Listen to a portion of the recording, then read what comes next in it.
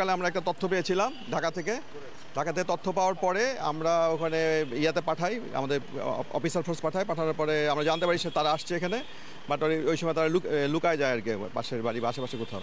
তখন বাবাকে যে আর কি সুবার যার সাথে চলে আসছে মমিন, তার বাবাকে আমরা নিয়ে এসে জিজ্ঞাসাবাদ করি। তারপরে একবারে জানতে পারি যে সে এক পাশের বাড়িতে আছে, ওখানে যায়। র্যাবের একটা টিমও ছিল ওখানে, ওরা আগের থেকে কাজ করছিল ইয়ার জন্য। পরে আমরা যৌথভাবে উদ্ধার করি, তারপরে ওখানে জিজ্ঞাসাবাদ করি। ওখানে কিছু আপনাদের সাংবাদিকরাও ছিল, তারা লাইভ প্রোগ্রামও করে।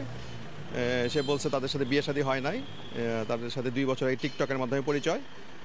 আর হচ্ছে যে তারা 2 দিন আগে আসছে আর কি, শ্যামলী বাসে করে তো নওগাঁয় আসছে আর কি। এই মোটামুটি বক্তব্য। এখন র্যাব জিজ্ঞাসাবাদ করছে, তারপর আমরাও জিজ্ঞাসাবাদ করেছি। র্যাবের সিভিল টিম আছে, তারা জিজ্ঞাসাবাদ করতেছে। এরপরে এ বিষয়ে পরে অপহরণের বিষয়ে আমরা এখন পর্যন্ত কোনো তথ্য পাইনি, এটা জিজ্ঞাসাবাদ করার পরে তারপর জানানো হবে। মমিন হচ্ছে এখানে বাড়ি, নওগাঁ আরজি নওগাঁতে বাড়ি।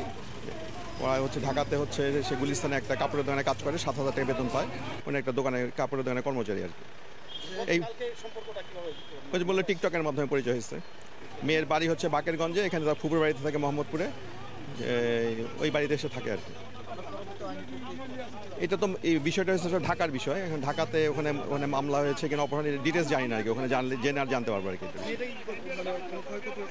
না, ওইরকম কোনো কিছু তথ্য সে দেয়নি এখন।